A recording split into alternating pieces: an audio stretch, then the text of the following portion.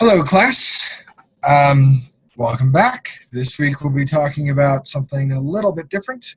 We'll be talking about the development plan. In other words, I'm not talking about any substance. I'm talking about how to get your assignment done and how to do it in a way that will A, get you the grade that you want, and B, will actually serve as a document that you can use in a nonprofit to start raising money today.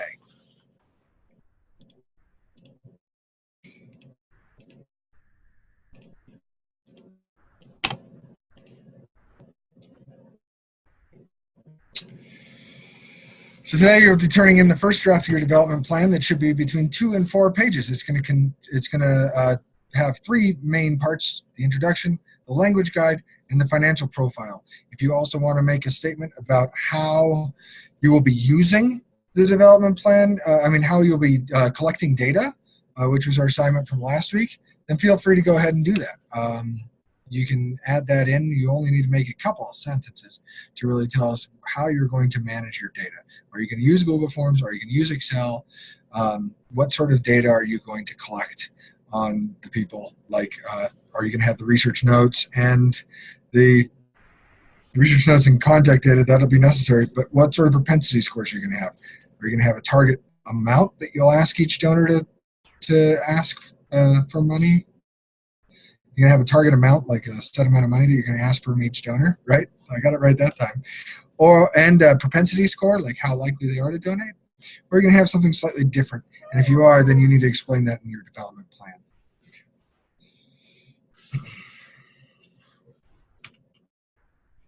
The first part is going to be your introduction. In the introduction, I need you to establish the problem, and I need you to establish this document, the development plan, as your solution. Excuse me, my dog is making some noise. So here, you're gonna get to see her. There she is. There's my dog. All right, now you got to meet my dog. I hope that she'll be quiet. We'll see if that works. So first, let's talk about establishing the problem. Why your nonprofit? Well, what you need to establish is why the problem is important. If you're dealing with children that need help, you may think automatically that that's going to be important. That's not enough. I need you to say, look, these children need help, and without our donors we can't provide it, right? Something like that. I need you to establish that the problem is important. And then I need you to establish why your nonprofit is the best one to solve this important problem. It's not merely enough that you want to solve this important problem, but to get money, you need to be the best one to solve this important problem, at least in this way, right? So a great example is this EnviroFit. They're a company from Fort Collins.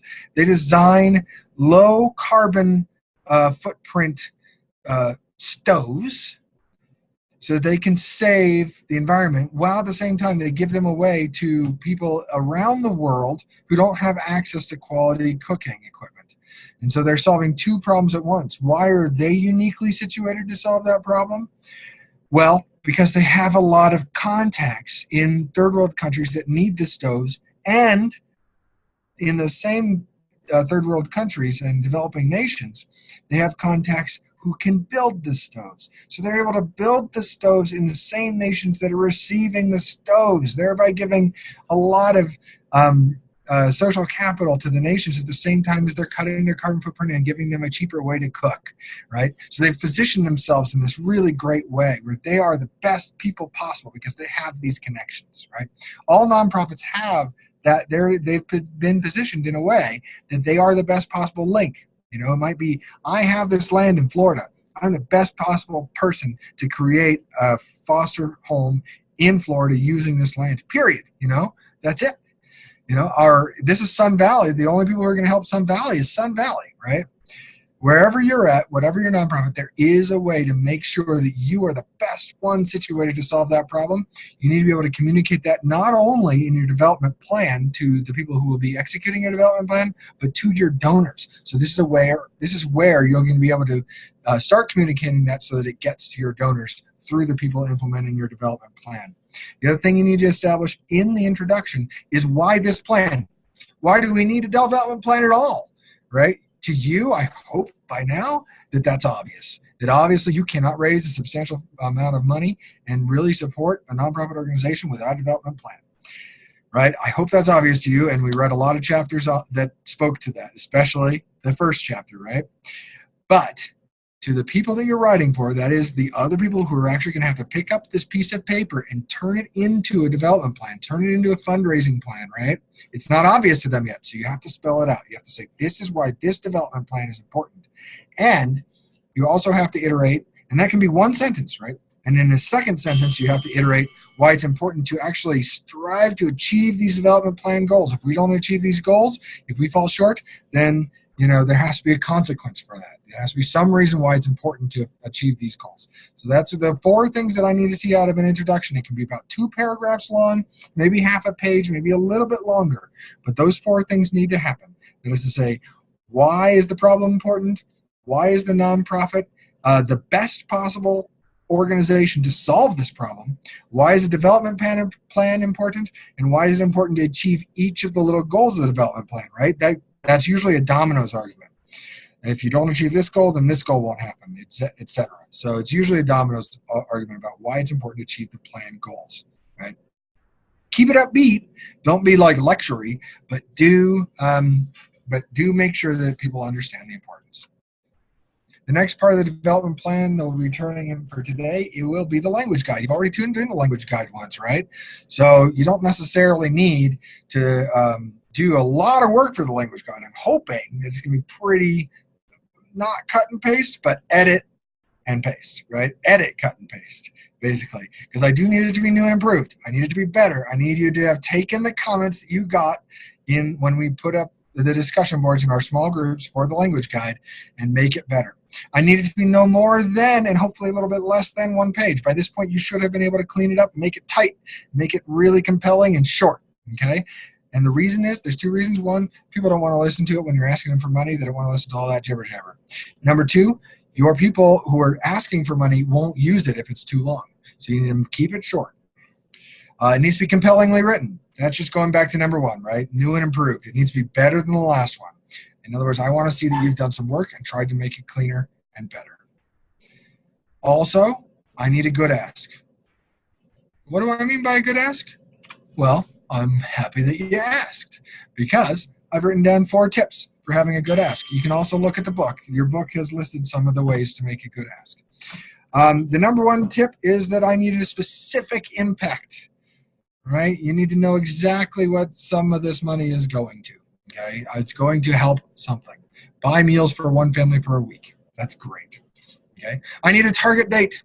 Now is a great target date. Today is another great target date. By the end of the year. It's good, but it's not necessary to have a reason behind that target. You can just give a target. Just help donors to think about this in a pressing and urgent way. Because if it's not urgent now, they'll put it off, and they'll put it off until they forget about it. We all do that. It's just how it goes. A great example of a target date is a matching donation. Well, one of our donors had said that they'll give us $5,000 if we can match that $5,000 by the end of November, right? That's a great target date. Or at the end of the year, too, for taxes, right? I want a specific dollar amount. Give some options here. So 3 or 4 really short sentences, like $20 will buy meals for 1 family, $40 for 1 week, $40 will buy a pair of shoes for 1 kid so he can go to school. $150 will buy a big screen television for a adjunct professor who doesn't have enough money to buy a big screen television, and don't we feel sorry for him? And then after the ask, you do need to somehow indicate that the person should remain silent, that the person making the ask should remain silent. The next person to speak should be the prospect. The prospect should have a chance at least to say yes or no. And if they say no, now you don't need to write this part down, but if they say no, you do want to just wait, because they might explain themselves. And if they explain themselves, you might say $20 will buy meals for 1 family for 1 week. Would you be able to donate $20 to buy that family that food today, right now? Wait. And they'll say no, and you wait. And they'll say, I think it's better if I give you $250 because that's what I have budgeted for my philanthropy giving this month, and I haven't allocated it in any other place. Whereas if they said no and you go, oh, that's okay, all right, I'll see you later, and then hang up, you just lost that donation. Am I wrong? All right.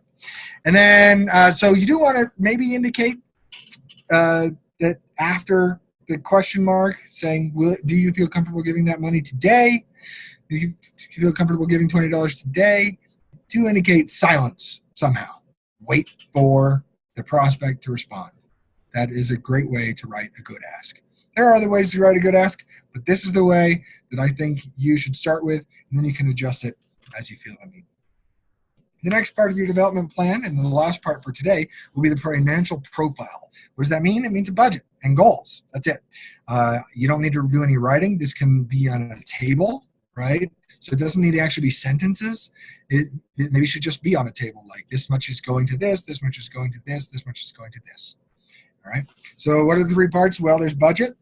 A budget is the amount that your nonprofit spends in a given year. This is the amount that you need to raise, right? If you don't raise the money or more than the budget, then your nonprofit is going to lose money and eventually it will die. Okay? So the budget is really important. You have to know the budget. If you don't know the budget for this exercise, just make a good guess and make it at least $50,000. $50,000 is a darn small nonprofit. You probably only have one person working there. Maybe it's all volunteer run. It's a very small nonprofit. So make it at least $50,000.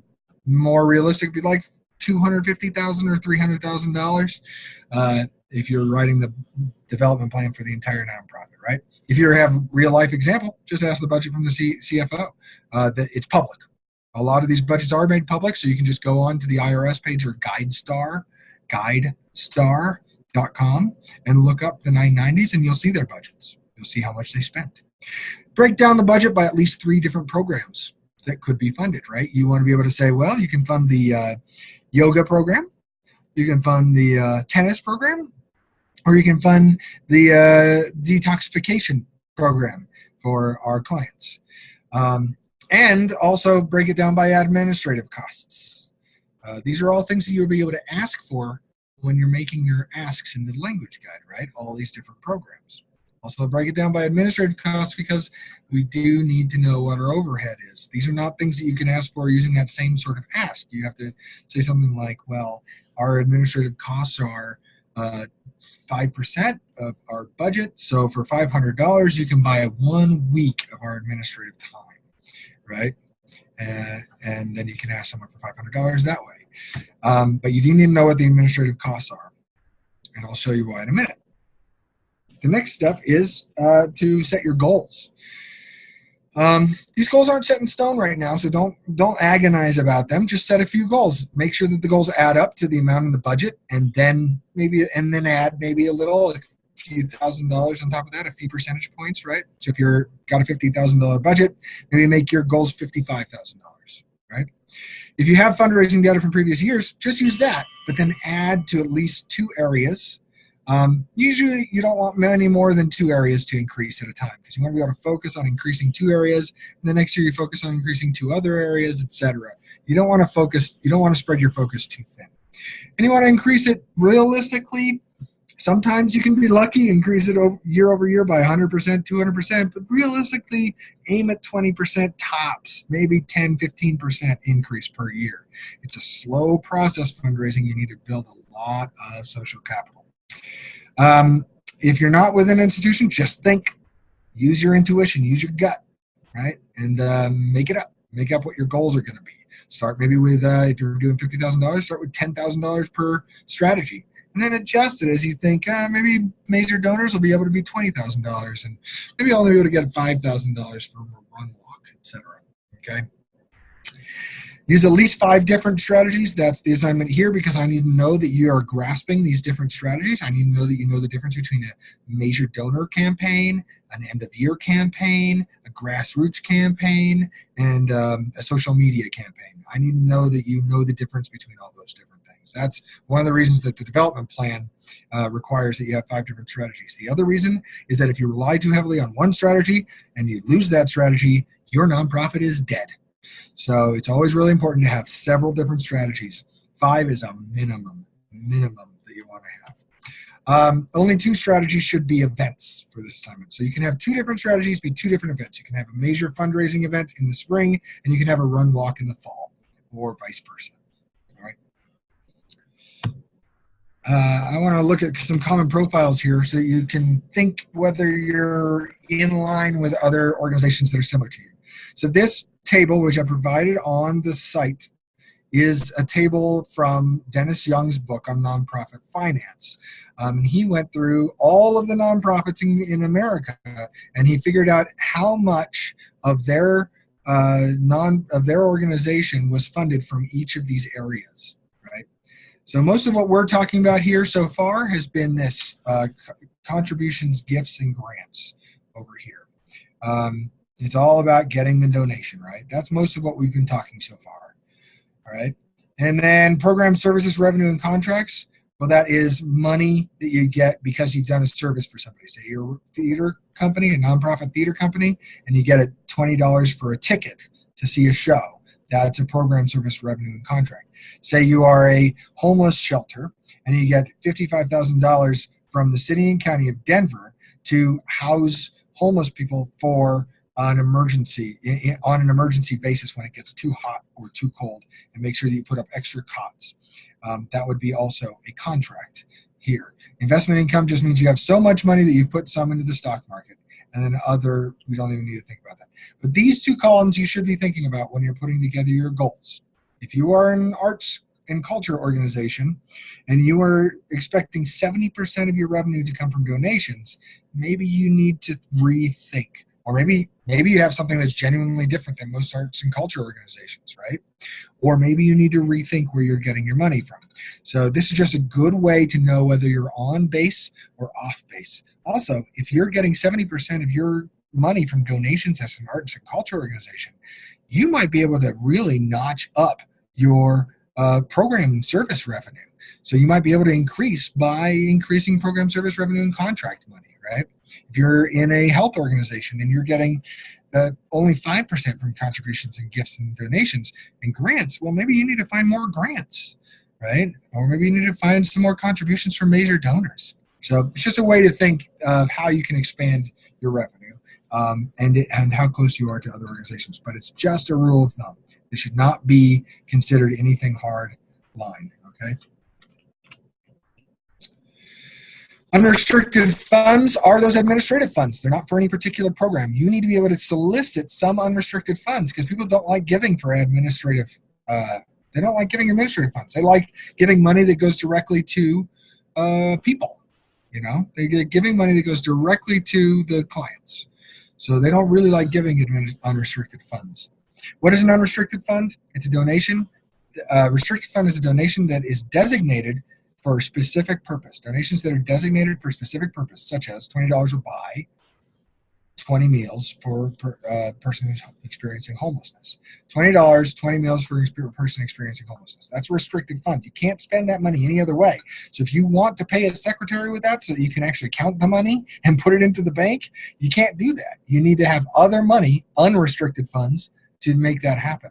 So you need donations that can be used for anything, including administrative costs. It's illegal and unethical to use restricted funds for administrative costs, right? So in your goals, I want you to specify if major donors is a great place to get these unrestricted funds. So maybe you specify that major donors is where you're going to get 10% of your major donor donations will be unrestricted. So you can specify that and make sure that your administrative costs that I had you outline in the budget match the amount of funds that you are going to solicit that are unrestricted. You need to be able to make that happen. A lot of this money stuff, some people get it, no problem. Some people have a lot of questions. If you have a lot of questions, I need you to contact me, all right? Call me, email me, visit me on my Zoom hours. We need to talk through this, right? A lot of people, numbers just don't come easily. That doesn't mean that they're slower or anything. It just means that they don't think that way. I do think that way. So call me, talk to me, and we'll walk through it. I'll make sure that you understand it by the time you get off the phone with me, all right? This week we're going to do the development plan. If you follow that rubric really closely, you're going to be great. If it's fine, if it's long, that's fine. If it's longer than 4 pages, don't worry about it. You can cut later. If it's just a 4 pages is what you sort of want to aim at, okay? If it's too short, that might be a problem. Go back to the rubric. Make sure you've got everything that's included in that rubric. You're reading on major donors this week. It's very important reading, but I'm not going to give you a lecture on it because you're going to read it. So why would I give you a lecture on it, right? This is an online course. That's just how they work. If you need a lecture, then you got to go to an in-person course. But if you do have questions about it, again, contact me. But you need to know for the development plan later everything that we're reading about from major donors. You need to know that, okay? And for real life fundraising, if you don't know major donors, you're going to be in trouble. So definitely read this. I think it's only 1 chapter and 1 short article. They're great. Both of these chapters. I mean, these are the best chapter. The major donor is the best chapter in the book. This article will get you started thinking about. I mean, it'll get you started. You could actually go out and start a major donor campaign today. Read these. They're really good. Next week, we're going to do some direct mail campaigns and events. There's going to be a reading quiz and discussion. Way light compared to this week and last week. Very, very light. You can plan a small event with your small group for your discussion. This event is something you can use for your development plan. Be creative, play around, have fun. Next week's going to be a lot of fun. This week's going to be a little bit more work. Questions? I've been getting a lot of comments on the assignments saying, I'm not sure I get this. Or I tried to get this multiple times and I just couldn't understand it. A lot of times they did understand it. They just were a little nervous. If you're a little nervous, call me or text me. 970-236-6311. Email me. Class questions discussion board. Zoom office hours. Direct message me through through the Blackboard. Do whatever. Canvas, I mean. Contact me. I'm around. I'm even on campus most days. So if you have questions, especially about the money stuff, especially about putting together that budget, contact me. But I also want you to know this. I'm putting this together. We're putting this development plan together 1 step at a time. And I'm doing that because you're going to get a chance for my feedback on your budget, on your goals, before you hand in the final and before you use it in a real life situation.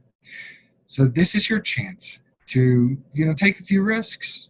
And if you do have questions, I still encourage you to call me, but this isn't, you shouldn't be nervous about this. Not everything's riding on this. I just need you to I don't need you to. I just think I'm just trying to make this low stakes for you, right? It is very important, writing a development plan, but it shouldn't freak you out. What it should do is it should tell you, look, we have multiple chances to get this right, all right? So think about things. Really take this time to write these 2 to 4 pages well. And then if you get it right, I mean, if I give you an A on these 2 to 4 pages, you're going to get an A for that section of your development plan in December. So if you get it right, great. But if you get a B on these 2 to 4 pages, well, heck, then you have a chance to rewrite it before the next time, before you write the second draft in about a month. All right. Well, thanks a lot. And I'll see you next week for the discussion on end-of-year campaigns. I love those, and events, which are my favorite part of fundraising, although a lot of work.